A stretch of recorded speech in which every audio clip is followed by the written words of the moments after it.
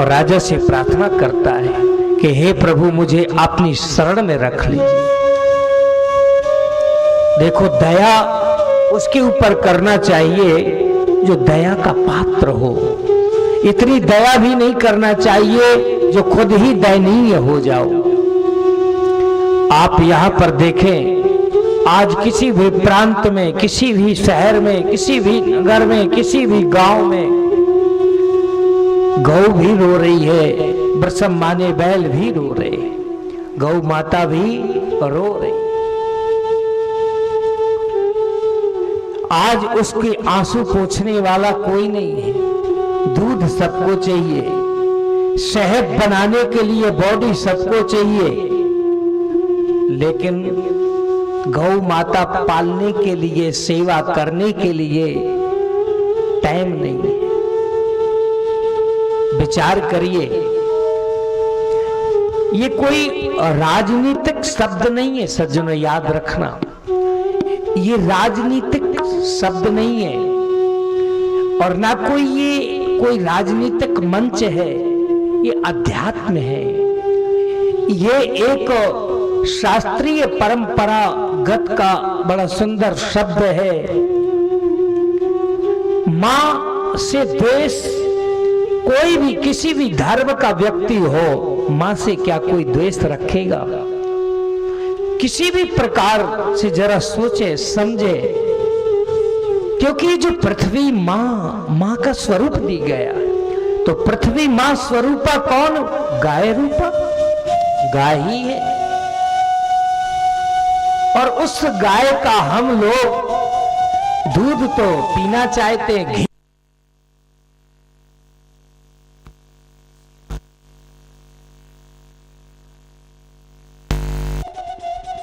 यही हमारे वाकई में दुख का कारण है।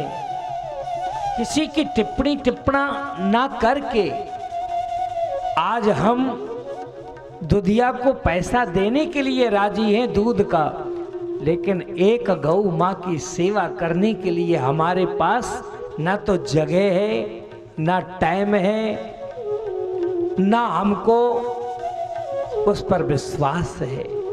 बस यही तो दुख का कारण है। हमको गाड़ी रखने के लिए जगह चाहिए, मकान के बड़े बड़े इंजीनियरों से कहा जाता है ऐसी हमको नक्शा बना करके दीजिए जिसमें हमारी गाड़ी रख जाए, लेकिन ऐसा नक्शा कभी नहीं पूछा जाता कि ऐसा नक्शा बनाइए कि हमारी गौ मां भी यहाँ रह जाए। और जिस दिन आप विचार करें, सोचें, समझें कि जब जब भी हमारे भारत में संकट यदि आता है तो पृथ्वी मां ही सहन कर रही है। हर प्रकार से पृथ्वी मां माने गौ रूपा, गौ मां ही हमारे को सहन करती है, हमारे को सबको सुख दे रही है। लेकिन हम लोग कितने नासमझी हो गए कि आज हम एक गौ मां के लिए जगह नहीं बना पा रहे। एक गौ मां के लिए एक एक इंसान समझे, ये उपदेश नहीं है। ये कोई ऐसा नहीं है कि मैं कोई किसी को बोझा बना करके बात नहीं कह रहा।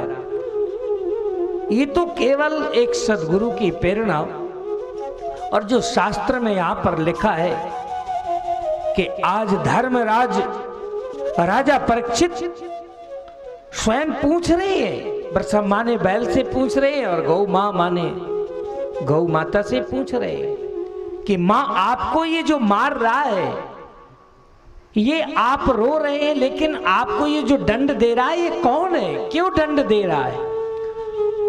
अब उस गौ मां से तो धन्य राजा परीक्षित पूछ क्यों रहे हैं? क्योंकि राजा परीक्षित भी कोई साधारण राजा नहीं है, क्योंकि उत्तरा के गर्भ में रक्षा किसने की है?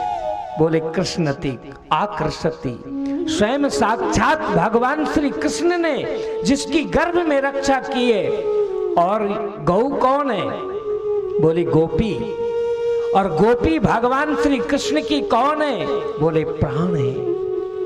तो आप अर्थात समझ लें कि गौ माता से यदि हम प्रेम नहीं करें, भगवान श्री कृष्ण से प्रेम करें, तो क्या भगवान श्री कृष्ण हमारे प्रेम को स्वीकार करेंगे? कदापि नहीं कर सकते हैं, क्योंकि गौ माता से प्रेम यदि करोगे तो कृष्ण का भी प्रेम स्वीकार होगा। और जो केवल यदि ये सोचे, अपने मन में विचार करें कि हम गौ माता का आदर ना करके अनादर करें और फिर भगवान का दर्शन करके हम अपने दुखों को दूर करें, तो दुख और बढ़ेंगे और घटेंगे नहीं, ये ध्यान रखना। ये है इसका सीधा सा भाव। लेकिन कलयुग, बोले महाराज बड़ा चतुर था, राजा परीक्षित के आकर के चरणों में लेट गया और प्रार्थना करने लग गया। राजा को दया आई, बोले जाओ तुम 4 जगह अपना नित्य निवास करो। द्यूतम पानम स्त्रिया सोना यत्र धर्म चतुर्विधा। बोले 4 जगह जाओ, बस रह जाओ, जहां पर उल्टा काम होता हो। बोले महाराज मदरा पान होता हो, जहां पर जुआ खेला जाता हो, 4 जगह उसको जगह दे दी राजा परीक्षित ने। लेकिन कलयुग बड़ा चतुर था, उसने तत्काल ध्यान लगाया, बोले कि राजा के राज्य में तो ये 4 चीजें है ही नहीं है। फिर से शरण में गए और जाकर के प्रार्थना किया, बोले प्रभु 1 जगह और दे दो। राजा परीक्षित को दया आई, बोले ठीक है जाओ, सोने में नित्य निवास करो, सोना में। कलयुग प्रसन्न हो गया। तो भैया जहां पर अधिक सोना हो वहां पर कलयुग का निवास। राजा परीक्षित ने उसको बोले महाराज ऐस कर दिया। कलयुग नाचने लग गए। इस प्रकार से बोले महाराज भगवान की वो इच्छा ही थी। तो सोने में आप ऐसे भी समझ लें जहां पर बोले नंबर 1 की कमाई हो, और वो सोने में कलयुग का निवास नहीं है। और जहां 2 नंबर का सोना हो वहां पर कलयुग का निवास है। अब 1 नंबर 2 नंबर ये तो आप सब लोग जानते हैं, इसकी जिम्मेदारी न तो किसी बोले महाराज शास्त्र में स्पष्ट करके लिख दिया कि ये 1 नंबर का है कि ये 2 नंबर का है। ये तो सिर्फ आपके मन में बस इतना भाव रहना चाहिए कि किसी का अनावश्यकता से ज्यादा आप किसी का धन हनन मत करिए, नहीं तो आपको वो धन रुला देगा। क्योंकि धन आने में बड़ा अच्छा लगता है, लेकिन जब धन जाता है तो बड़ा कष्ट करके जाता है। इसलिए राजा परीक्षित ने बोले महाराज उसको बड़ा सुंदर आशीर्वाद दिया, सोने में नित्य निवास कलयुग करने लग गया। राजा परीक्षित आगे बोले महाराज उनको श्राप श्रृंगी ऋषि महाराज का लगता है, क्योंकि जो समीक ऋषि बड़े ही सुंदर भाव से समाधि में बैठे थे, उनने बोले महाराज उनके जो बेटा ने श्राप दिया। राजा परीक्षित सब कुछ छोड़ छाड़ करके गंगा किनारे में पहुंच जाते हैं राजपाट कर का, और वहां पर श्री सुखदेव जैसे महापुरुष की प्राप्ति होती है। क्योंकि बड़ा सुंदर ये ऋषि पुत्र का बोले श्राप है। इति लंघित मर्यादम तक्षका सप्तमे हनि। इति लंघति मर्यादा। बोले महाराज इतना अद्भुत श्राप दिया कि जिस राजा ने मेरे पिता के गले में मरा हुआ सर्प डाला है, 7वें दिन उसकी इसी सर्प से ही बोले महाराज मृत्यु हो जाए। राजा परीक्षित गंगा के किनारे पहुंच जाते हैं। अब आप ऐसा समझ लें कि जैसे हम सब आप लोग माँ के सामने आकर के बैठे हैं, नर्मदे हर हर। आगे यहाँ पर एक बड़ा सुंदर श्लोक लिखा है, पितरम वीक्ष दुख तारो मुक्ति कंठोर रोदुहा। पितरम, बड़ा सुंदर श्लोक का भाव है। अरे मेरे प्यारे भाइयों, याद रखना जिस भी व्यक्ति को ये लगता हो कि हमारे पितर हमको बहुत परेशान कर रहे हैं, तो बस किसी भी नदी के पास में बैठ करके और अपने कंठ से पुकारो उनको, तो आपके जीवन के सारे दुख दूर। पितर यदि प्रसन्न तो आपका जीवन प्रसन्न हो जाएगा, ध्यान रखना। लेकिन यदि हम केवल नाम रूप के लिए परेशान होंगे तो फिर आपकी मौज। आज हमारे जीवन में कितनी बड़ी शुभ घड़ी आई है, ठीक है, मैं मानता हूं भैया, परेशानी तो होना पड़ता। जब हम कोई अच्छी चीज को प्राप्त करना चाहते हैं तो हमारे जीवन में परीक्षा के ऊपर परीक्षा, परीक्षा के ऊपर परीक्षा आएगी। मैं दावे के साथ ये बात को कह रहा हूं कि जैसे हमारे चौक से परिवार के बड़े सुंदर ये पुत्र हैं जिनका नाम विक्रांत जी है, इनके जीवन में परीक्षा के ऊपर परीक्षा, परीक्षा के ऊपर परीक्षा आई है, लेकिन हर परीक्षा में ये पास हुए, हर परीक्षा में पास हुए। क्यों? क्योंकि इनका भाव वाकई में ये दिखावटी भाव नहीं है इनका।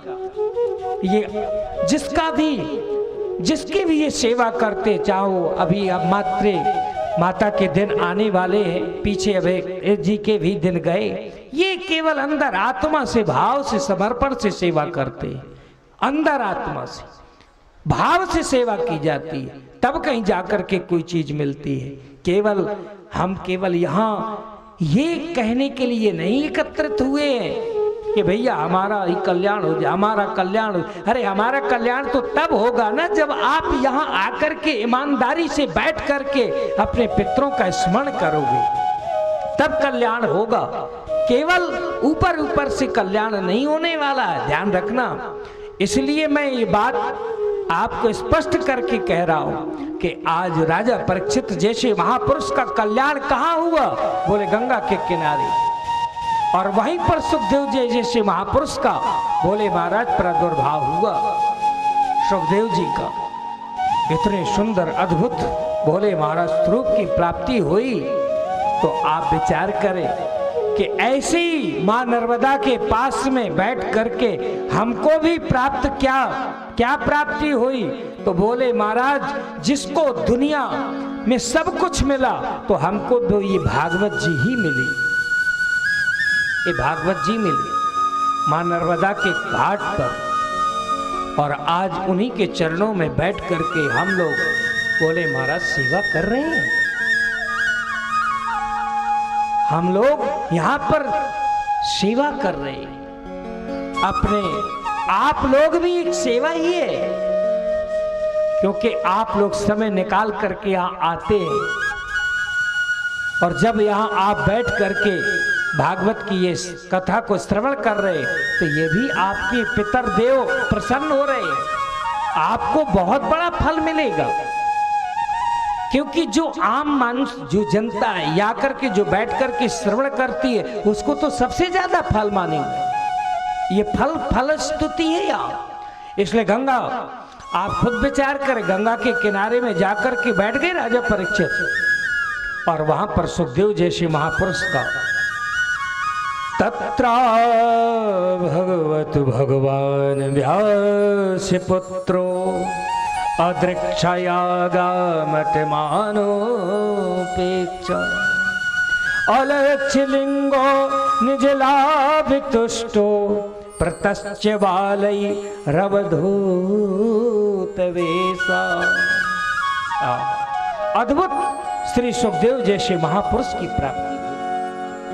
और श्री सुखदेव जी महाराज अपने आसन पर बैठ गए, उनका बड़ा स्वागत सम्मान किया और अर्चन वंदन किया। और इसके बाद में श्री सुखदेव जी महाराज ने अद्भुत कथा सुनाई।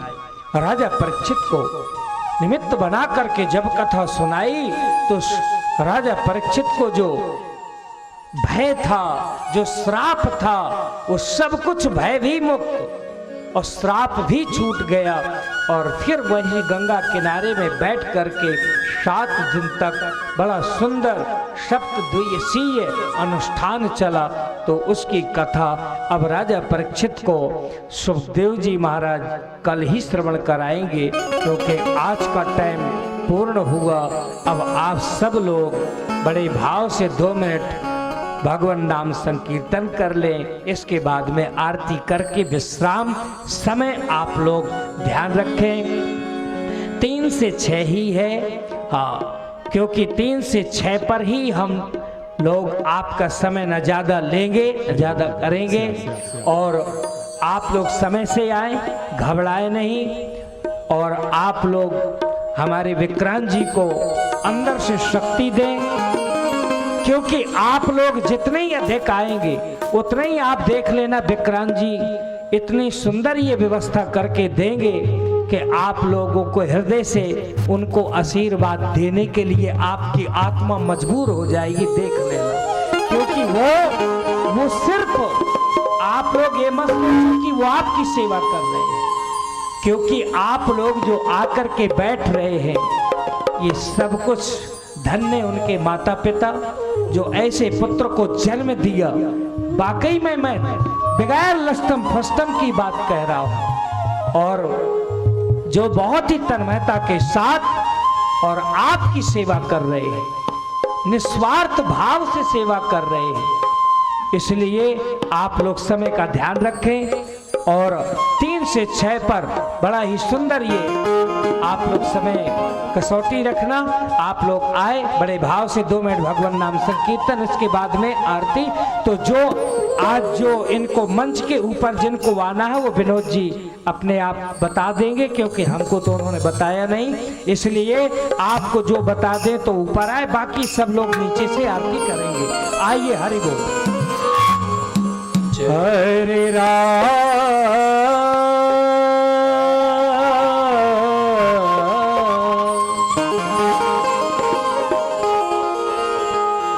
हरे राम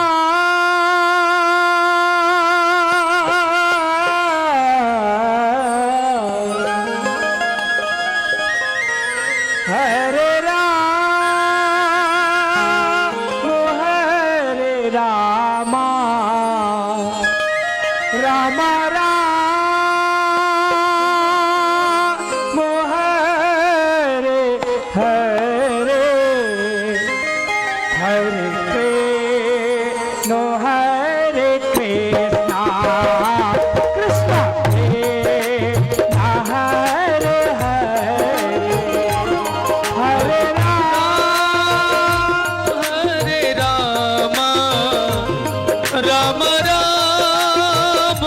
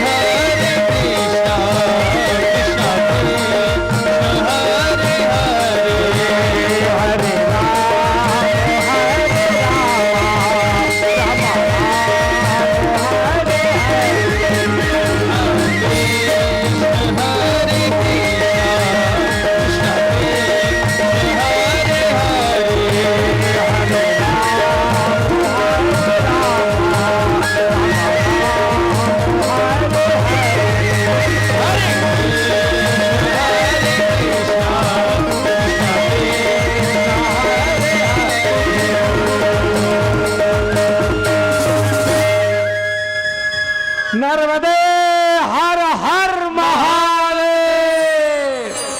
आप सभी लोग अपने अपने स्थान पर, वहीं पर आपकी थाली पहुंच जाएगी। और क्या बात है, देखिए माँ नर्मदा की जो बहुत ही तन्मयता के साथ में सेवा कर रहे हैं, विक्रांत जी ही देखे आरती में आज उपस्थित है। आइए आप सब लोग अपने अपने स्थान से ही आरती करेंगे, बड़े तन्मयता के साथ, बड़े भाव से। श्री भागवत भगवान की है आरती, पापियों को पाप से है भागवत भगवान की है आरती, पापियों को पाप से है तारती। भागवत भगवान की है आरती, पापियों को पाप से है तारती। भागवत भगवान की है आरती, पापियों को पाप से है तारती। ये अमर ग्रंथ, ये मूर्ति पंथ, ये पंचम वेद निराला, नव ज्योति जगाने वाला। ये अमर ग्रंथ, ये मुक्ति पंथ, ये पंचम वेद निराला, नव ज्योति जगाने वाला। ये अमर ग्रंथ, ये मूर्ति पंथ, ये पंचम वेद निराला, नव ज्योति जगाने वाला। ये अमर ग्रंथ, ये मुक्ति पंथ, ये पंचम वेद निराला, नव ज्योति जगाने वाला।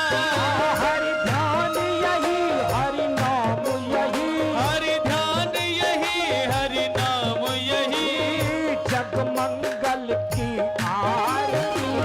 पापियों को पाप से है तारती। श्री भागवत भगवान की है आरती, पापियों को पाप से है तारती। ये शांति दीप पावन पुनि, पापों को मिटाने वाला, हरि रस कराने वाला। ये शांत गीत पावन पुनि, पापों को मिटाने वाला, हरि दरस कराने वाला। ये शांति दीप पावन पुनि, पापों को मिटाने वाला, हरि दरस कराने वाला। ये शांत गीत पावन पुनि, पापों को मिटाने वाला, हरि दरस कराने वाला। यह सुख करनी, यह दुख हरणी, भागवत की आरती। पापियों को पाप से है तारती। श्री भागवत भगवान की है आरती, पापियों को भव सागर से तारती। ये मधुर बोल जग पंथ को सन्मार्ग बताने वाला, निर्णय को बनाने वाला। ये मधुर बोल जग पंथ को सन्मार्ग बताने वाला, बिगड़ी को बनाने वाला। ये मधुर बोल जग पंथ को सन्मार्ग बताने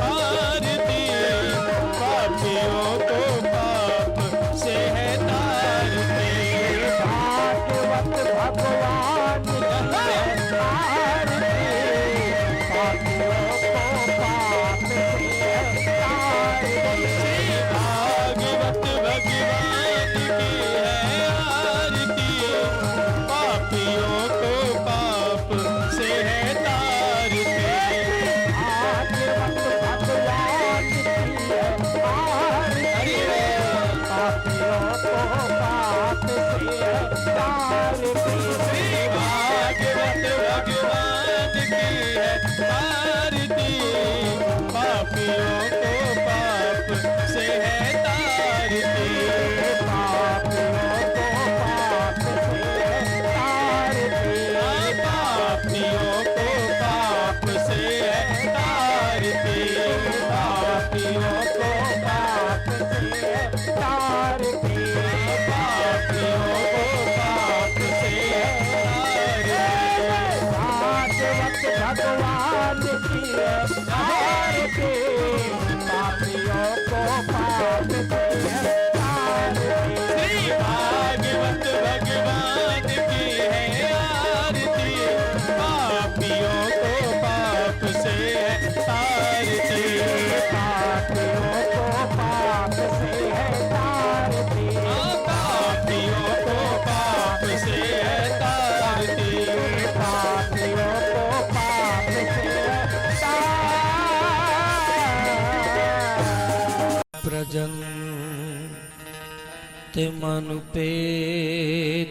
प्रजन्तिमनुपेतिमपेत कृत्यम् द्वैपायनो विरहिका तर्या जुहाव पुत्रेति तन्मयतया तरिवोऽभिनेदो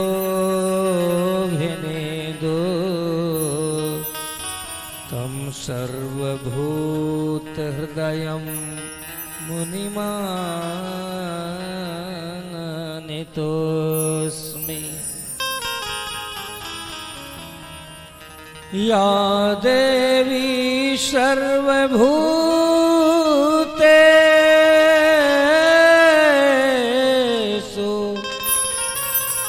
दयारूपेण संस्थिता, नमः तस्यै नमः देनो भविष्यति न संशय।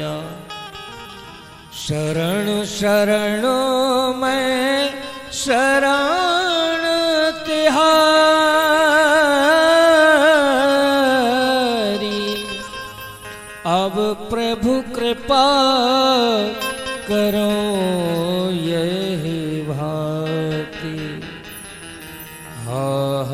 नाथ अनाथ न कीजे,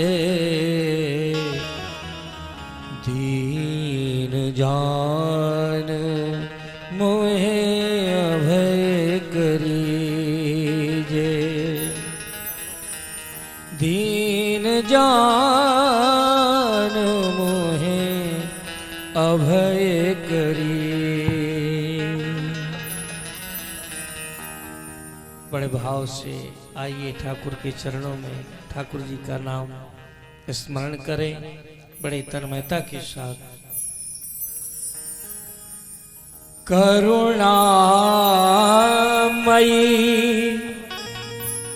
कृपामयी मेरी दयामयी राधे। करुणामयी कृपामयी मेरी दयामयी राधे।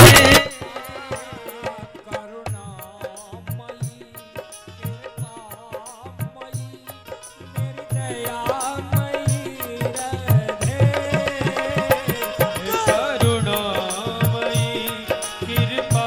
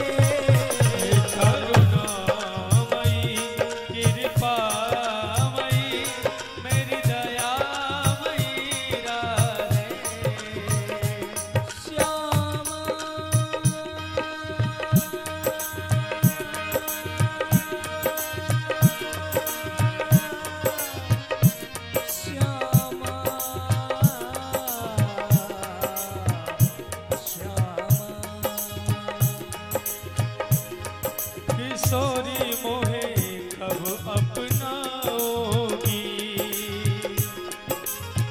निज कर कमल धर्मस्तक पर श्री वृंदावन बसाओगी।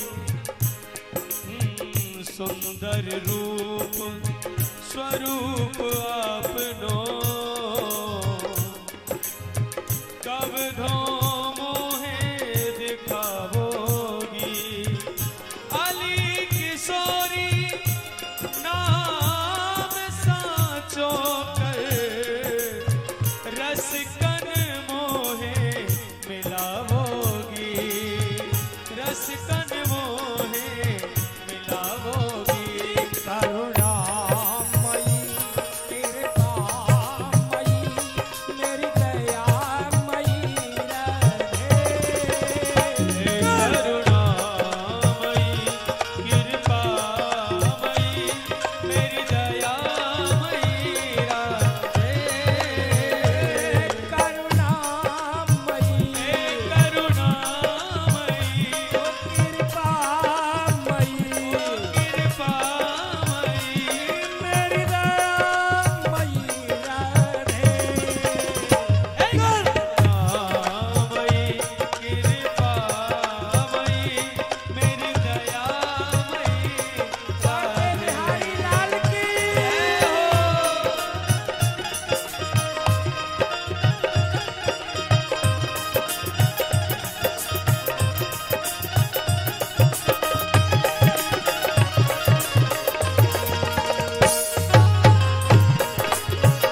हरि बोल। राधा रानी की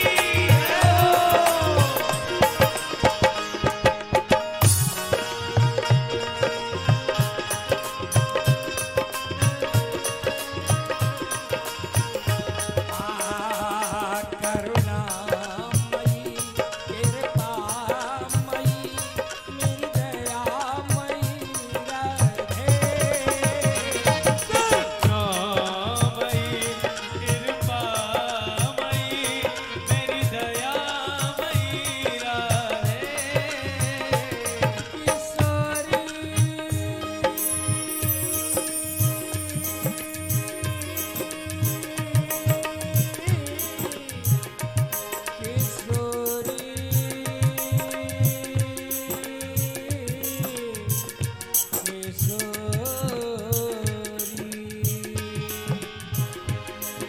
किशोरी तू मेरी मैं तेरो।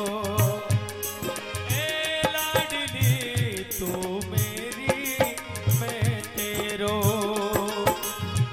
तुम्हें छोड़ ब्रजभान नंदनी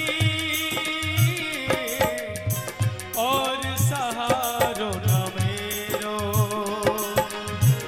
अब गुड़ मोसो बिसरत नाही। अब गुड़ मोसो बिसरत नाही। तुम अंतर्गत हेरो वृंदावन पर कृपा करो। अब जान आपनो चेरो। किशोरी तो मेरी मैं तेरो।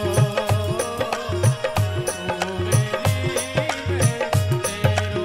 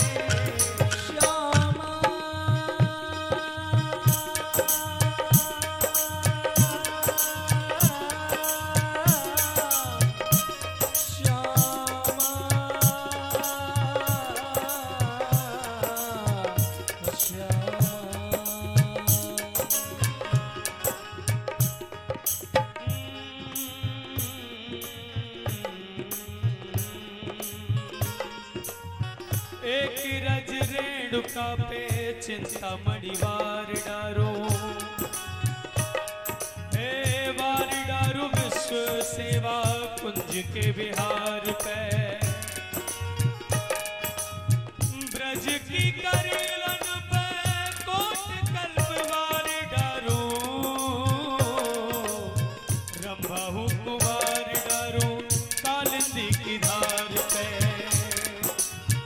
ब्रज की पनहारिन पे रखती सती वार डारो, बैकुंठ कुमार डारो गोपिने के द्वार पे, कहे अभिराम एक राधे को जानत हूँ,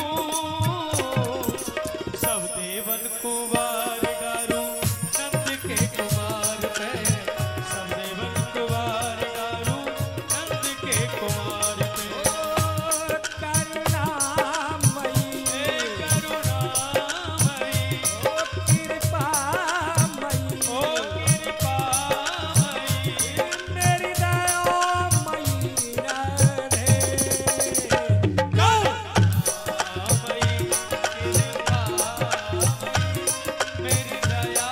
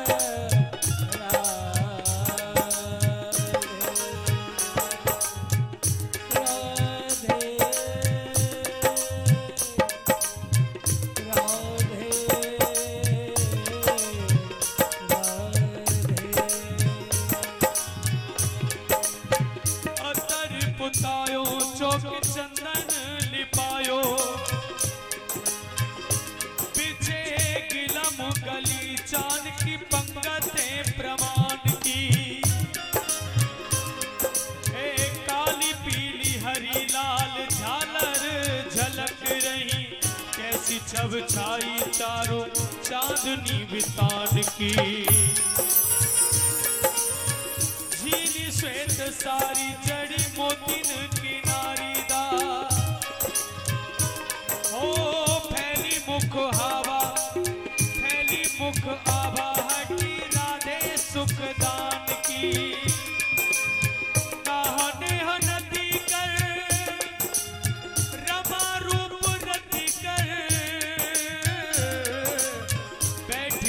गद्दी पर बेटी ब्रजभान की, बैठियान गद्दी पर बेटी ब्रजभान की, करुणामयी हे करुणामयी कृपामयी कृपामयी, मेरी दयामयी राधे।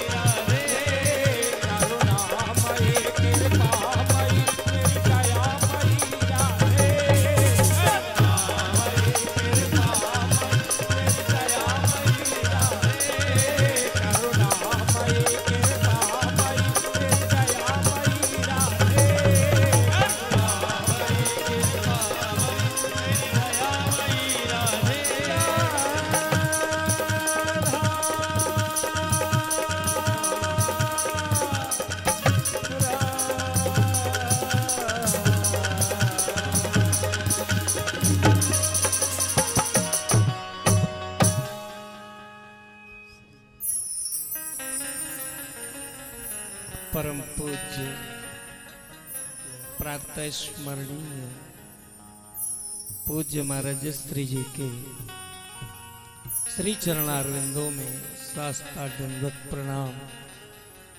जीवन आराध्य श्रीमद् भागवत जी के श्री चरणारविंदों में साष्टांग दंडवत प्रणाम।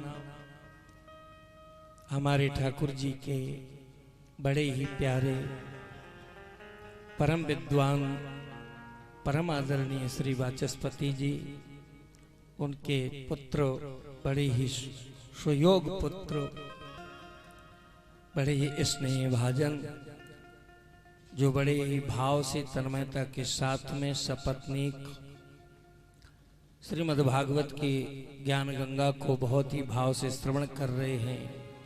प्रिय श्री प्रांजल जी, उनके बड़े सुंदर भाई जो डॉक्टर साहब हैं और बड़े ही और विद्वान और बड़े ही सुंदर विद्यालय में लोगों को बड़ी शिक्षा देने वाले भ्राता साहब, समस्त उनका परिवार और इस नगर से बाहर के भी सभी भाई, सभी माताएं, सभी बहनें, सभी भाई बंधु जो बड़े भाव से, बड़े ही प्रेम से, बड़े ही स्नेह से आप सब लोग यहाँ पर आकर के और अपने ठाकुर जी की दिव्य कथा को श्रवण कर रहे हैं। आपको बाबा के शब्दों से सिया राम मैं सब जग जानी, उसी के आधार से आप सबको जय श्री कृष्ण, जय श्री राधे। जो YouTube पर सभी भाई बंधु सब परिवार बैठ कर के जो श्रवण कर रहे हैं, जो ठाकुर जी के लिए अपना समय दे रहे हैं, उन सभी माताओं बहनों को, भाइयों को हृदय से बहुत बहुत बधाई हो, क्योंकि आज यहीं पर नंद उत्सव होने जा रहा है। ये भी हमारे आप सबकी बड़े ही सौभाग्य की बात है। तो इसलिए उन सभीयों को बड़े ही भाव से तन्मयता के साथ उन सबको हृदय से बधाई हो। और अब हम आप सभी लोग बड़े भाव से अपने प्रसंग में प्रवेश करते हैं, क्योंकि कल यहीं पर बैठ करके बड़ा ही सुंदर आप लोगों ने दर्शन किया, श्री नृसिंह भगवान का दर्शन हुआ। ठीक है, आजकल की परिस्थिति भी है, समय भी है और दोनों बातें उपस्थित हैं, क्योंकि कई बार कई लोग कह देते हैं और प्राय करके कहते रहते हैं, अरे कथा थोड़ी होती है, वह तो केवल नाच गाना होता है बस। सज्जनों, ये वो संसार है, इस संसार में अज्ञानता ज्यादा है, लेकिन ज्ञान की प्राप्ति के लिए कोशिश भी नहीं है कि हमारे जीवन में ज्ञान प्राप्त हो जाए। इसलिए जीव के जीवन में की ये बड़ी महाराज कमजोरी है, मानव के दिल पर ये बहुत बड़ी कमजोरी है, क्योंकि अज्ञान है, ज्ञान है। बैठ करके जगह जगह लोग बाग कहते रहते हैं, अरे वो सब भागवत नहीं है। भैया, यहाँ पर स्पष्ट लिखा है कि एक श्लोक का आधा शब्द, एक शब्द ही हमारे कान में पड़ जाए तो भगवान की प्राप्ति हो जाएगी। अब हम लोग नकल तो करते हैं, लेकिन कल आपने यहाँ पर देखा कि जैसे आप लोगों ने बड़े भाव से समय दिया, टाइम दिया ठाकुर जी के लिए, तो ठाकुर जी भी नरसिंह बनकर के आपके सामने आ गए।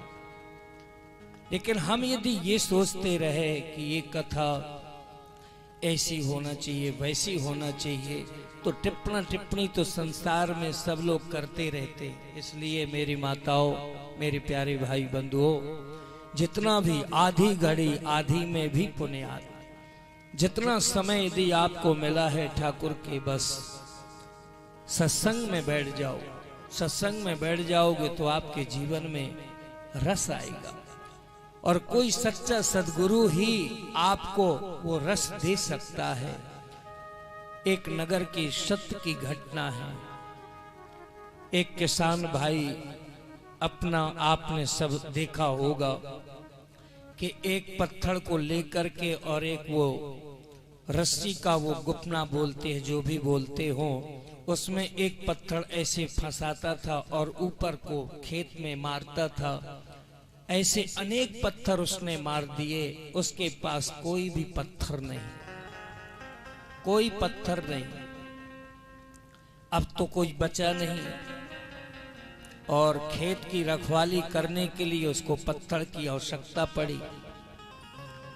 और जीवन में एक तो वहां समस्या बनी कि पत्थर समाप्त, दूसरी समस्या कि घर में कुछ है नहीं। तो घर से संदेश आया गृहिणी जी का कि नमक नहीं है। अब उसके मन में आया कि अब मेरे पास तो कुछ है भी नहीं है। आगे वो खेत में गया,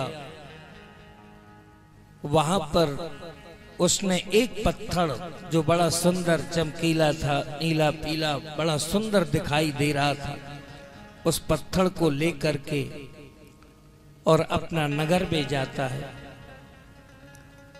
और बार बार सोचता है कि इस पत्थर को मैं किससे कहूं कि मेरे पास कुछ है नहीं है और इस पत्थर के बदले मुझे नमक दे दो। बड़े बड़े व्यापारियों के दुकान पर पहुंचता है, संकोच के मारे कुछ कह नहीं पा रहा है। वहीं पर एक सदगुरु महात्मा आए और महात्मा की दृष्टि पड़ी। बोले, क्यों भाई, क्या चिंता है तुम्हें, क्यों बिल्कुल शांत से खड़े हो? बोले, बाबा मेरे जीवन में बड़ा कष्ट है। क्या कष्ट है? बोले कि आज मेरे घर में कुछ भी नहीं है और मेरे पास एक ये पत्थर है। इन्हीं पत्थरों को मैं उठा उठा करके खेत की रखवाली करने के लिए पशु पक्षी को मारता था। अचानक मेरे मन में आया कि ये सब पत्थरों में से बहुत अच्छा पत्थर दिखाई दे रहा था तो मैं लेके आया, लेकिन अब इसको कौन लेगा? महात्मा की दृष्टि पड़ी उस पत्थर में। महात्मा जी ने कहा कि अमुक सेठ के पास चले जाओ। और जैसे वहां पर पहुंचे तो तत्काल सेठ ने कहा, 1 लाख रुपया दूंगा इस पत्थर को यदि मुझे दे दो।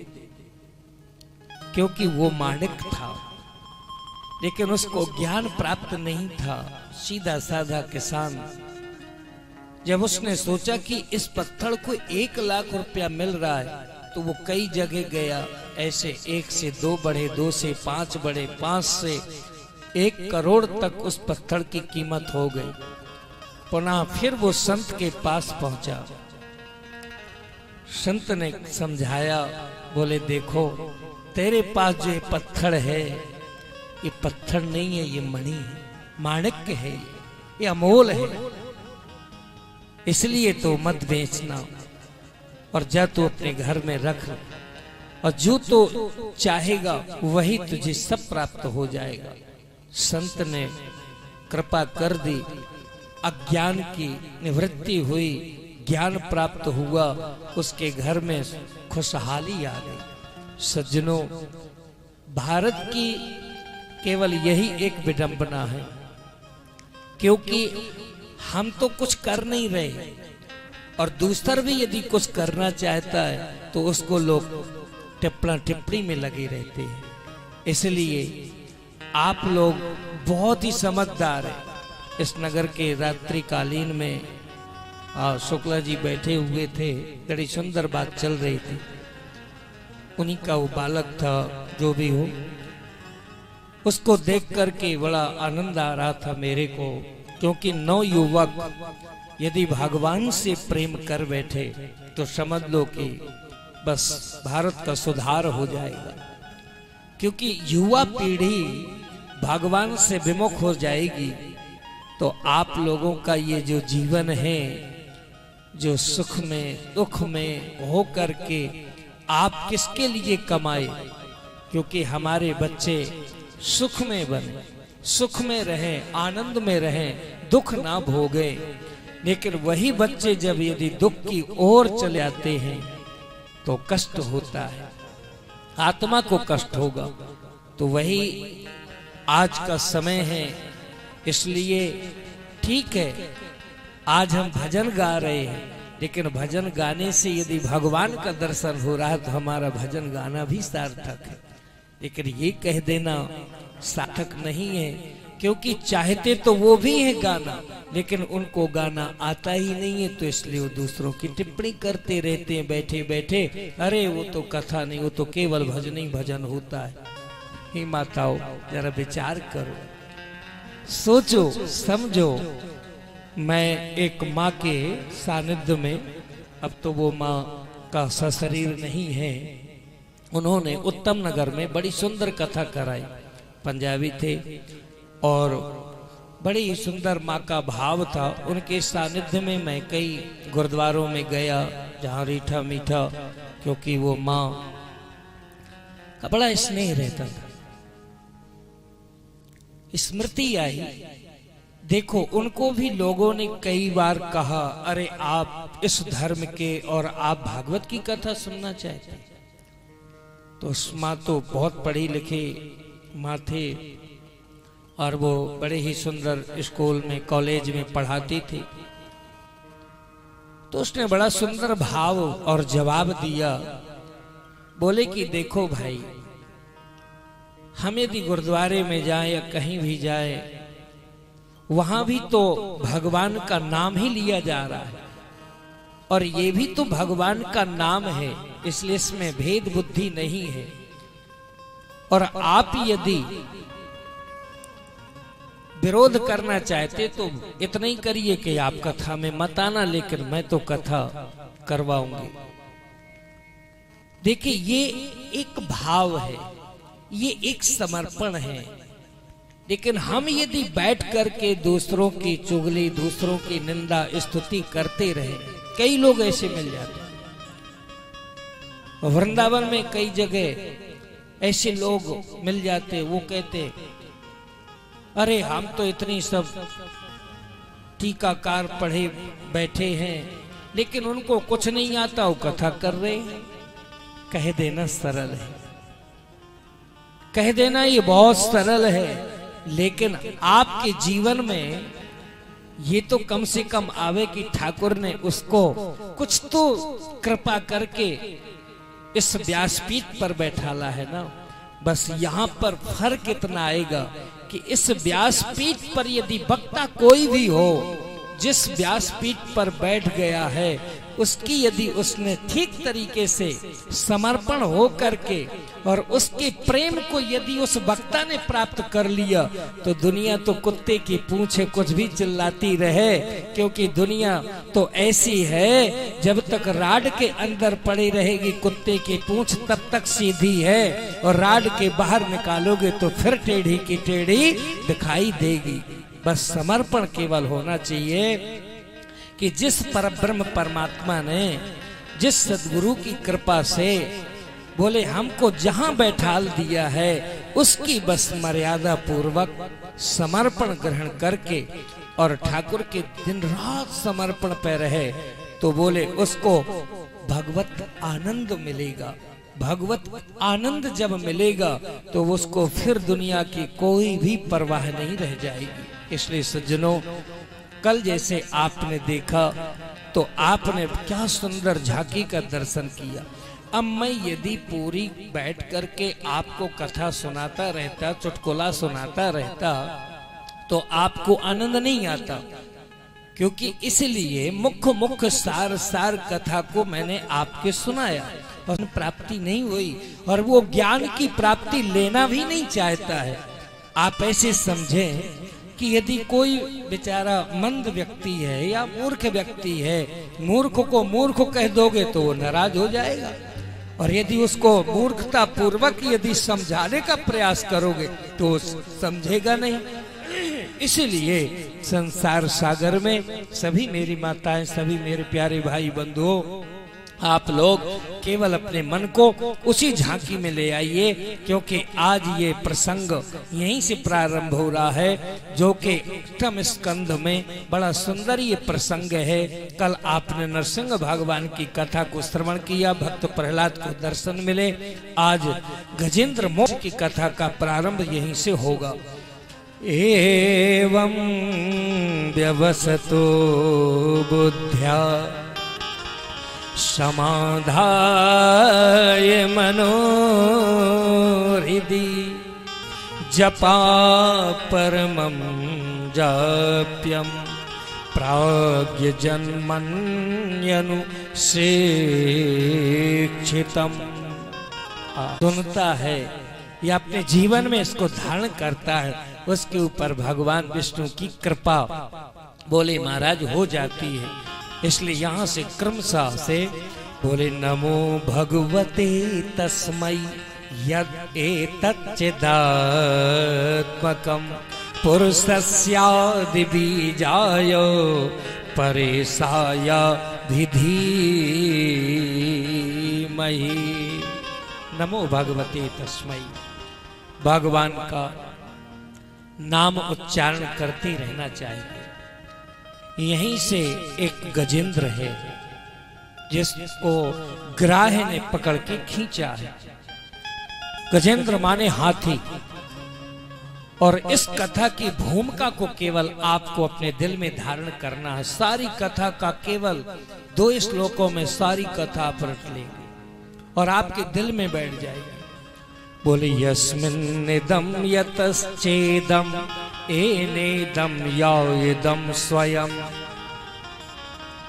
आज जो गजेंद्र माने हाथी, हाथी को अहंकार है और अहंकार किसी भी व्यक्ति के जीवन में यदि होगा तो वो टिकेगा नहीं, उसका पतन पक्का निश्चित हो जाएगा। आज गजेंद्र को क्या अभिमान आया। बोले महाराज त्रिकूट नाम पर्वत जो है, बोले उसी के बीचों बीच में बोले महाराज बड़ा सुंदर जल भरा हुआ है और उसी में अपने बाल बच्चों के साथ में जाकर के और बोले महाराज कीड़ा कर रहा है, कीड़ा बोले खेल रहा है। और हाथी का स्वभाव होता है कि बोले महाराज जहां जल अच्छा भरा हो तो वो करता क्या था, बोले अपने सूंड में पानी भरता था और फिर बोले अपने जो छोटे छोटे इसके बच्चे थे उनके ऊपर डालता था और बोले महाराज जो उसके साथ में जो पत्नियां थी उनके ऊपर भी वो पानी डालता था। अब वो जो जल था तो जल गंदा हो गया और वहां पर बड़े बड़े घरों के स्त्रियां लोग स्नान करने के लिए जाती थी। उन्होंने जाकर के बोले महाराज अपने अपने पतियों से शिकायत की और वो पति लोग भगवान के पास में जाकर के बोले भगवान ने ही ये कृपा की। बोले उनकी प्रार्थना से उनकी स्तुति से भगवान ने वहीं से बोले महाराज ग्राह बन करके और सुदर्शन चक्र छोड़ करके ग्राह का बोले महाराज गला कटा और गजेंद्र को उठा करके बाहर किया। ये तो हुई भूमिका। लेकिन अब आप इसको ऐसे समझ लें कि गजेंद्र माने हाथी, हाथी को अहंकार किस चीज का आया। तो हाथी को अहंकार था मेरे इतने बच्चे हैं, मेरी इतनी बड़ी पत्नियां हैं।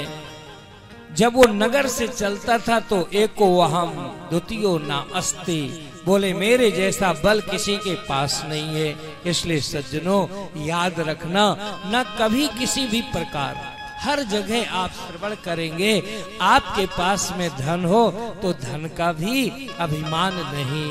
यदि भगवान ने यदि आपको अच्छा रूप दे दिया है तो रूप का भी अभिमान नहीं। यदि आप अच्छे कुल में हो तो उसका भी अभिमान नहीं। यदि आप अच्छे आभूषण पहने हो तो उसका भी अभिमान नहीं। यदि आप अभिमान करोगे तो आपके जीवन से बोले महाराज ये जो जीवन आपको बड़े भाग्य से बड़े तन्मयता के साथ मनुष्य योनि जो प्राप्त हुई है ये जब आपकी छूट जाएगी तो फिर महाराज 84 लाख में भटकना पड़ेगा। इसलिए अहंकार नहीं। आज गजेंद्र को अहंकार था और जब गजेंद्र को अहंकार हुआ तो पतन उसके अहंकार को चूर करने के लिए ग्राह बन करके स्वयं भगवान ही है। ग्राह ने पकड़ के खींचा और जैसे खींचा तो बोले महाराज उनकी पत्नियां गई सहयोग करने, क्योंकि जब आपत्ति काल आती है तभी तो बोले महाराज लोगों को आवाज लगाते हैं। कई घरों में ये देखने को मिलता है, जब हमारे जीवन में कष्ट आता है तो कितने ऐसे नातेदार रिश्तेदार आते हैं और वो मरण शैया पर रहता है व्यक्ति, तब भी वो पहचान पाता नहीं, सुन पाता नहीं।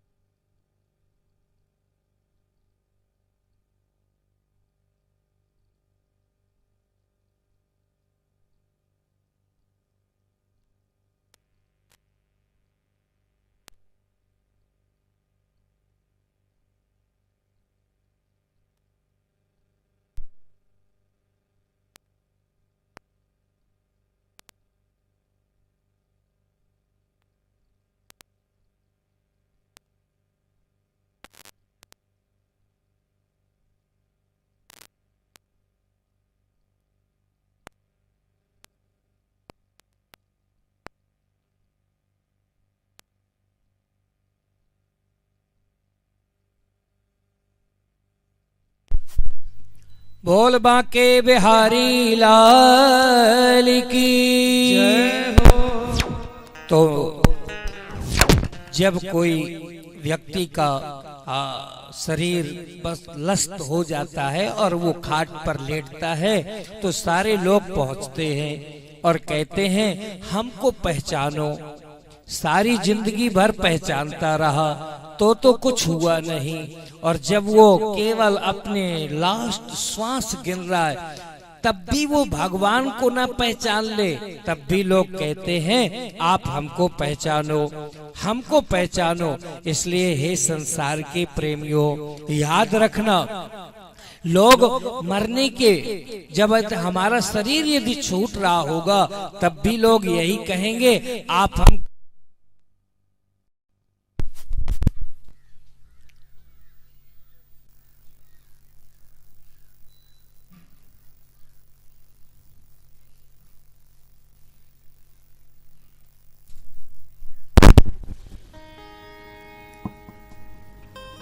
बोलो बाल कृष्ण लाल की।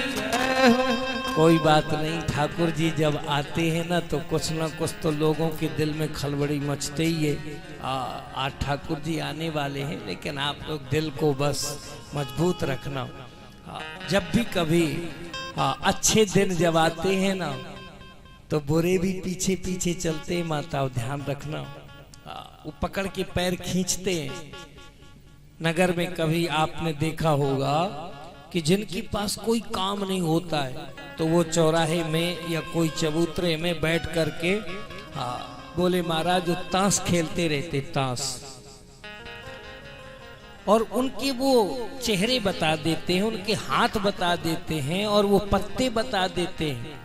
बोले महाराज वो पत्ते तक खिंच गए, जीवन खिंच गया, अपना जीवन भी बर्बाद हुआ, लेकिन फिर भी लोग उसमें लगे रहेंगे दिन रात। और कहा जाए कि भैया इतना समय यदि तुम्हारे पास है तो माला लेकर के भजन करो, तो कहेंगे ये तो सब संतों का काम है, ये साधुओं का काम है, भजन करना साधुओं का काम है।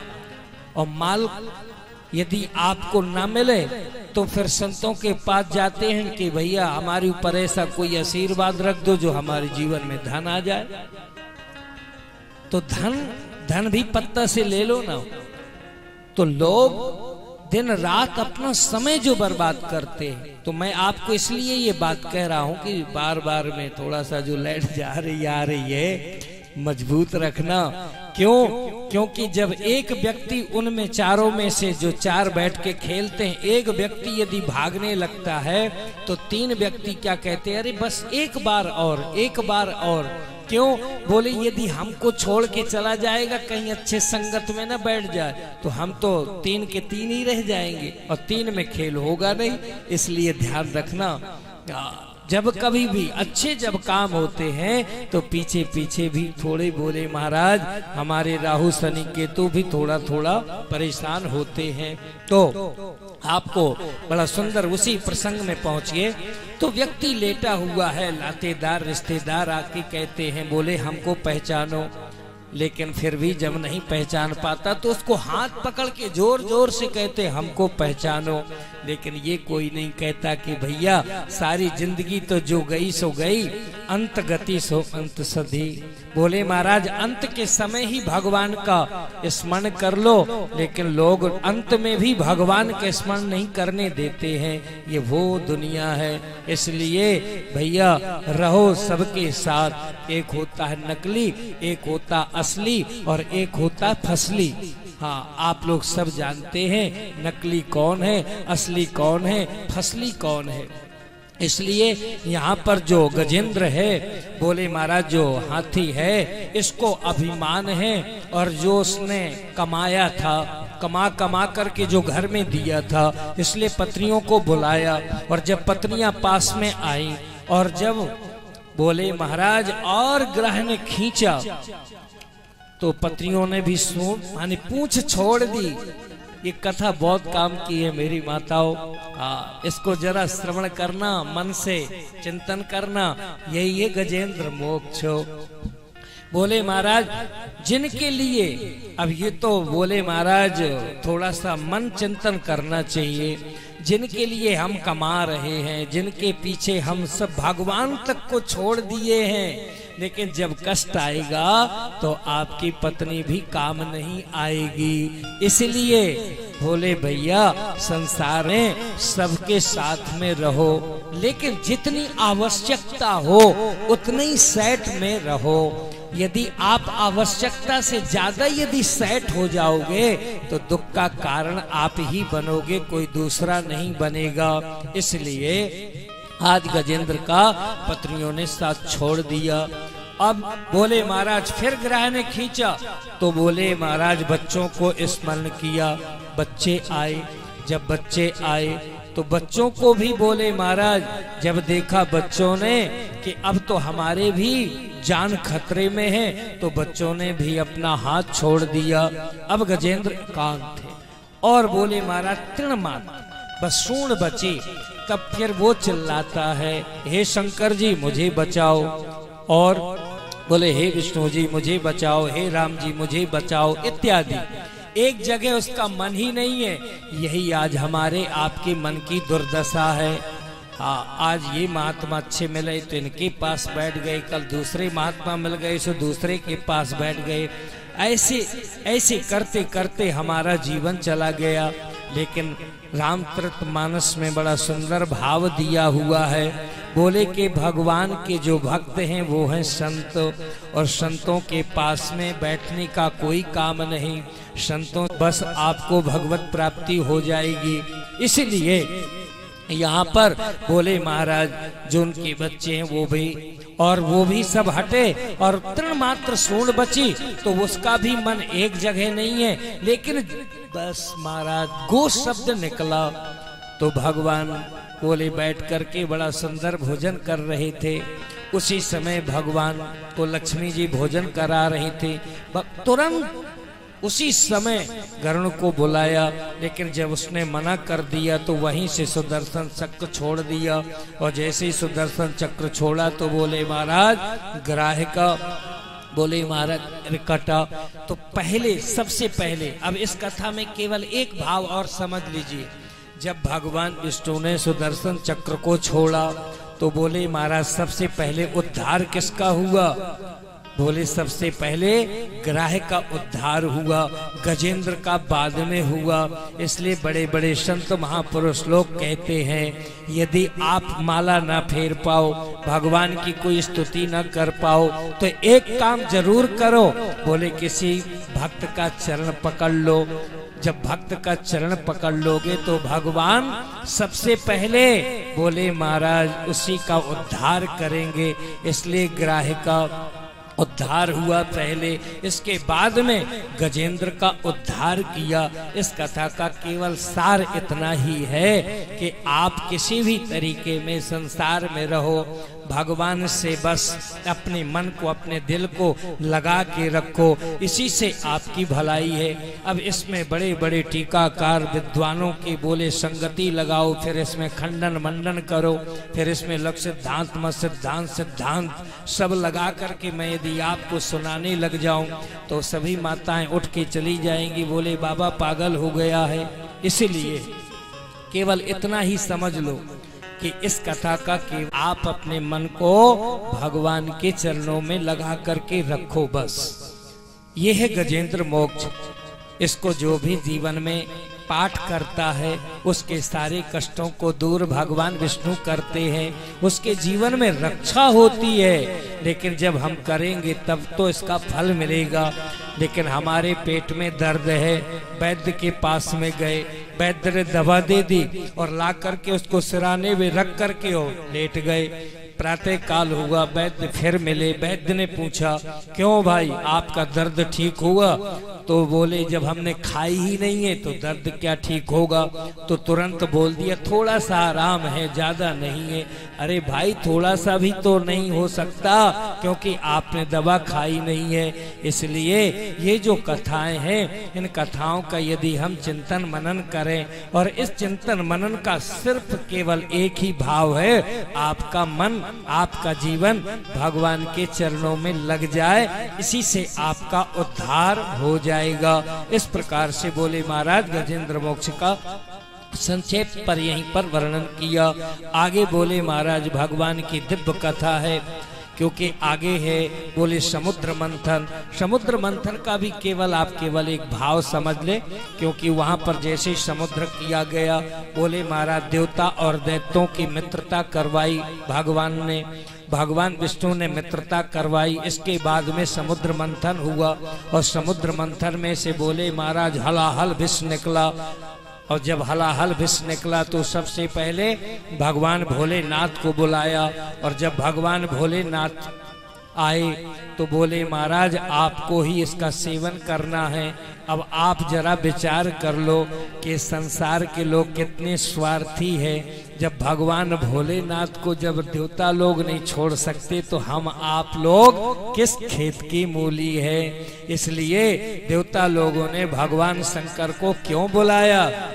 क्योंकि बोले देवता लोग बोले महाराज बड़े आराम से सुख पूर्वक रहते हैं, लेकिन वो विष पान नहीं कर सकते हैं।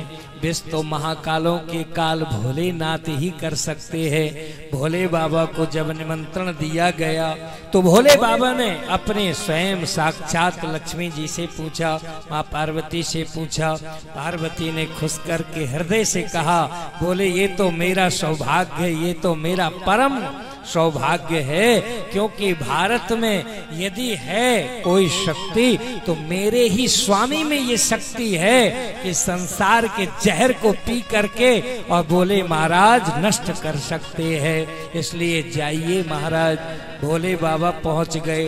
अब आप जरा विचार करो भोले बाबा ने क्या किया। दोनों हाथों से बोले महाराज ऐसे अंजलि बनाई और जहर का पान शुरू कर दिया। उसी में से एकाध बूंद जो गिरे तो आज विषैले पशु पक्षी जो बोले दिखाई देते हैं वो उसी का कारण है। और भोले बाबा ने हृदय में बोले नहीं जाने दिया, कंठ में रोक दिया, क्योंकि भोले बाबा के हृदय में बोले राम जी बैठे हैं और राम जी के हृदय में बोले भगवान शिव बैठे हैं। ये है प्रेम तत्व। अब आप जरा विचार करो, इस कथा का भी पूरा भाव ले लीजिए। बाकी तो फिर और समुद्र मंथन हुआ, उससे बोले घोड़ा निकला, फिर बोले मणि निकली, फिर बोले महाराज हलाहल जो विष था तो भोले बाबा ने अनेक रत्न निकले और साक्षात मोहिनी भगवान बोले महाराज धन्वंतरी भगवान स्वयं मोहिनी का रूप बन करके अमृत भी निकाल करके लाए। वही अमृत बोले देवताओं को मिला और दैत्यों को नहीं मिला। लेकिन ये तो आपने कथा को श्रवण कर ली, लेकिन आप भोले बाबा की बस एक कथा को और दिल में बैठा लेना, आपको पूरा समुद्र मंथन का फल मिल जाएगा। बोले भोले बाबा ने क्या किया? बोले संसार का जो जहर है वो हृदय में नहीं जाने दिया। क्यों? क्योंकि हमारे हृदय में भगवान श्री राम बैठे हुए हैं। और आपके दिल में कौन बैठा है? आपके दिल में कौन बैठा है ये आप जानो, आपका मन जाने। क्योंकि सभी लोग कह देते हमारे दिल में भगवान है। अब ठीक है, एक तरफ तो कहते आप हमारे दिल में है, अब आपका कोई पड़ोसी आया, रिश्तेदार नातेदार, या कोई आपका सगा संबंधी आया, या कोई आज लाइफ को आप देख लें प्रेजेंट काल में, क्योंकि दिन भर लोग बस महाराज मोबाइल को लेकर के सेल्फी लेते रहते हैं और शाम तक रोज लिस्ट बनाते हैं, आज मेरी इतनी सहेली हो गई, और रात्रि कालीन में फिर वो डिलीट कर देते हैं। हाँ, बस ऐसे ही समझो जैसे तुम किसी को बना करके डिलीट करते हो, वैसे ही भगवान भी आपको डिलीट कर दिया है कि बेटा तुम इसी में लगे रहो, तुम मेरे पास मत आओ। इसलिए बोले महाराज आज भगवान भोलेनाथ ने अपने हृदय में नहीं पिया। लेकिन हम लोग क्या करते हैं? संसार की चुगली, संसार की निंदा, संसार की बुराई। देखो कितने आराम से लोग दूसरों की बोले दूसरों की इतनी सुंदर ढंग से चुगली करते हैं, स्तुति करते हैं। लेकिन अब यदि उनसे कहा जाए कि भैया तुम्हारे पास अब टाइम कहाँ से निकल आया, क्योंकि लोग बाग कह देते हैं हमें तो बोले मरने तक की फुर्सत नहीं है, मरने तक की। अब जरा विचार करो, मरने तक की तुम्हें फुर्सत नहीं तो दूसर की चुगली निंदा स्तुति में समय तुम्हारा क्यों लग रहा है? उसमें समय कहाँ से निकल आया? एक माता, बड़े वृद्ध माता अपने नगर में जाती थी और वो बोले महाराज थोड़ा बहुत घरों में से, आजकल घरों में वो सब जानते हैं, बोले महाराज जब कोई पढ़ी लिखी बहू आ जाएगी तो फिर वो आपके रोटी नहीं बनाएगी, क्योंकि उसको तो बोले महाराज लगेगा कि मेरे कहीं ना खून खराब ना हो जाए, मेरे कहीं हाथ खराब ना हो जाए। आजकल ये भी बड़ा बोले महाराज कठिन मामला है। ये सारी बातें आप लोग जानते हैं, लेकिन यहाँ पर मैं तो इतना ही कहूँगा, आप लोग भारत के महापुरुष हैं और आप लोग शक्तिशाली हैं और भगवान की बहुत बड़ी कृपा है जो आप लोग धन्यम गृहस्थ आश्रम में हैं और आप लोग शेरों के महाशेर हैं। लेकिन हम लोग तो गीदड़ थे, इसलिए आप लोगों ने भगा दिया घर से, जाओ बेटा बाबा बन जाओ, क्योंकि तुम ना घर के लायक हुए और ना तुम बाहर के लायक बनो। तो बोले जो घर का ही नहीं होगा वो बाहर का कैसे होगा? इसलिए कई बार लोग प्रश्न करते हैं स्वामी जी हमारा विवाह हो जाए, ऐसा कोई उपाय बताओ। तो कहना पड़ता है भैया जो खुद की शादी नहीं करा पाया वो तेरी शादी क्या करेगा, इसलिए तेरा प्रश्न ही गलत है। इसलिए हे मेरी माताओं, ये तो संसार सागर के जो लोग हैं ये महान है, ये वंदनीय है। हाँ, जिन्होंने बोले महाराज गृहस्थ आश्रम को पालन करके और बोले हम बड़े बड़े साधकों को भिक्षा देते हैं, आप उसको अन्यथा मत समझना। क्योंकि यदि गृहस्थ आश्रम नहीं होता तो बोले आज संतों को भिक्षा कहाँ से मिलती। इसलिए धन्यम गृहस्थ आश्रम। तो महाराज आज भोले बाबा ने अपने हृदय में जहर नहीं उतारा। बस इस कथा से केवल इतना ही सीखना है कि हम भी अपने ठाकुर को किसी की बुराई, किसी की चुगली, किसी की निंदा स्तुति ना करें, ना सुने। यदि कोई सुनाता भी हो तो भी आप वहां से हट जाओ। यदि आप सुनते हैं तो आपको ध्यान रखना पड़ेगा कि आपको कष्ट जरूर मिलेगा, उसको कोई काट नहीं सकता है। महाभारत प्रमाण है। गंगा पुत्र भीष्म ने बोले महाराज दुर्योधन के बोले साथ में रह करके दुर्योधन का अन्न खाया, तो स्वयं गंगा पुत्र भीष्म कोई साधारण महात्मा नहीं है, अजर है, अमर है, जिसकी मृत्यु नहीं हुई।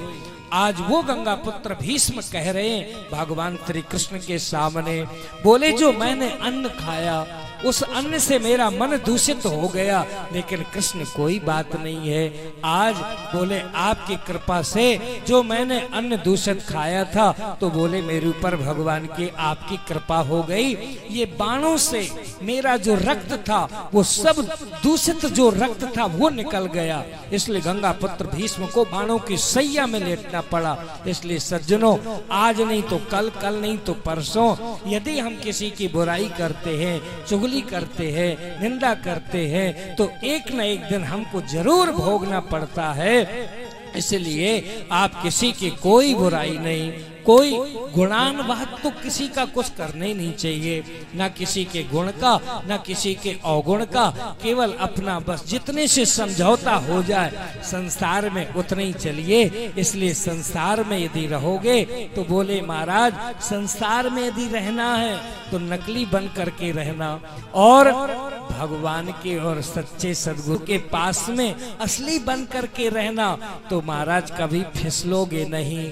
हाँ, और यदि आप केवल असली का ढोंग करके और नकली बनोगे वहां, तो जिंदगी भर बोले महाराज कभी भी आप संभल नहीं पाओगे। इस प्रकार से भगवान शंकर ने बोले महाराज जगत को ये बड़ा सुंदर संकेत किया, इसलिए इस जगत को भी अपने जीवन में फॉलो करना चाहिए और उसको अपने जीवन में धारण करना चाहिए।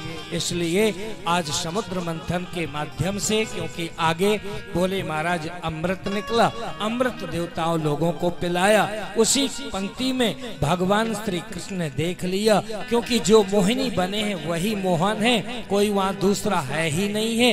ये तो हमारे मन की भ्रांति है, ठाकुर तो अनेक रूप में प्रकट हो जाता है। तो भगवान ने ही बोले महाराज अमृत पिलाया, और फिर अमृत पिलाने के बाद बोले देवता लोगों को अमृत तो मिल गई, और जो असुर लोग थे वो बोले महाराज भय होकर के भागे। अब यहाँ पर बड़ी सुंदर एक घटना घट रही है, क्योंकि इस कथा से भी एक कथा आगे बड़ी सुंदर कथा मिल रही है। क्योंकि जो शुक्राचार्य जी महाराज हैं, शुक्राचार्य जी महाराज को बोले महाराज सजीवनी मंत्र बोले सिद्ध हो चुका है, लेकिन वहां पर जैसे ही अमृत मिला तो देवासुर संग्राम शुरू हो गया। अब जब देवासुर संग्राम शुरू हो गया तो महाराज देवता लोग बस महाराज सीधा चढ़ाई की, क्योंकि राजा बलि का प्राणंत भी हो गया था, लेकिन शुक्राचार्य जी महाराज की शक्ति के द्वारा और बोले महाराज उनका प्रादुर्भाव हुआ। आज वही राजा बलि बोले महाराज अपने गुरु की कृपा से, गुरु की कृपा से बोले महाराज बड़ा सुंदर यज्ञ करा रहे हैं। राजा बलि जब यज्ञ करा रहे थे तो बोले महाराज जो देवता लोग हैं जिनकी माँ है आदित्य, बोले बड़ी दुखी, क्योंकि आज गुरु की कृपा, भगवान के पास में गए, भगवान ने सीधा आदेश किया। तो बोले कश्यप जी महाराज की दो पत्नियां हैं, कश्यप जी महाराज ने अपनी दिति महारानी बोरी महाराज पत्नी को बड़ा सुंदर व्रत का पालन करने के लिए आदेश किया। अब उन्होंने बड़ा सुंदर बोले महाराज पालन किया, और उन्हीं के ही गर्भ में साक्षात वामन भगवान प्रकट हुए हैं। बोले भक्त वत्सल भगवान की जय हो। और जय श्री वामन भगवान, क्योंकि भगवान का ही रूप लेकर के आए, क्योंकि कश्यप जी कोई साधारण नहीं है। कश्यप जी ने भी बोले महाराज घोर तपस्या की थी, तो इसलिए उनका जो व्रत था बड़ा सुंदर व्रत, हमारे आप जैसा व्रत नहीं कि एकादशी यदि कल है कहेंगे और फिर क्या कहेंगे, अरे हम एकादशी हैं, ऐसे नहीं। इसलिए यहाँ पर बोले महाराज कश्यप जी ने जो व्रत बताया था तो बोले महाराज दिति ने ठीक ठीक पालन किया, उसके जीवन में बोले महाराज का रस मिला। वामन भगवान बोले पहुंच गए, और वामन भगवान को बोले गायत्री मंत्र दिया, बोले महाराज ब्रह्मा इत्यादि ने कमंडल दिया, भिक्षा बोले अन्नपूर्णा ने बोले महाराज डाली, और सीधा वामन भगवान जहां पर राजा बलि यज्ञ करा रहे थे सीधा उसी यज्ञशाला में प्रवेश कर गए। अब जैसे ही वहां पर प्रवेश किए तो बोले महाराज राजा बलि ने बड़ा स्वागत सत्कार किया है, क्योंकि देखो भाई, किसी के भी सामने यदि संत पहुंच जाए, संत चाहे जैसा हो, उसको आप मानो या मत मानो, लेकिन उसका अनादर मत कभी करना, क्योंकि वो पता नहीं किस भेष में है, किस रूप में है, उसका अनादर मत करना। उसका पाप उसके पास है, लेकिन आपका संस्कार आपके दिल में होना चाहिए। हम किसी संत को माने या ना माने, ये आपकी मर्जी है, लेकिन आपका ये अधिकार नहीं है कि आप किसी का तिरस्कार करें, क्योंकि आप यदि करेंगे तो आपको कष्ट ही मिलेगा। इसलिए साधु का भेष, इसलिए साधु की जाति और साधु का बोले ये सब नहीं। साधु यदि कोई मिले तो उसके भेष में मत जाओ, उसके बोले महाराज किसी भी उस पर मत जाओ, उसके वैभव में मत जाओ। उसके पास यदि कुछ बढ़िया सा गुण मिल रहा है तो ले लो और आप अपने घर में चुपचाप चले आओ। इस प्रकार से बोले महाराज।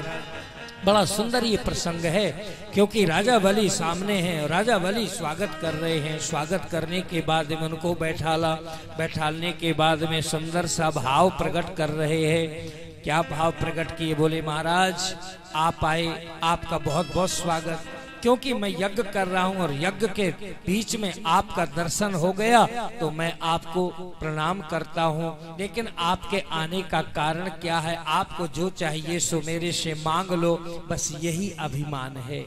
बस यही राजा बलि को अभिमान आ गया, मेरे जैसा दाता कोई है नहीं, मेरे जैसा दानवीर कोई है नहीं है। लेकिन श्री शुक्राचार्य जी महाराज बता दिए, कान में बता दिए, बोलो राजन गलती मत करना। जिसको तुम ब्रह्मचारी समझ रहे हो, ये ब्रह्मचारी नहीं है। ये जितने फुट ऊपर दिखाई दे रहे हैं उतने ही फुट नीचे घुसे हुए हैं, ये साक्षात विष्णु है।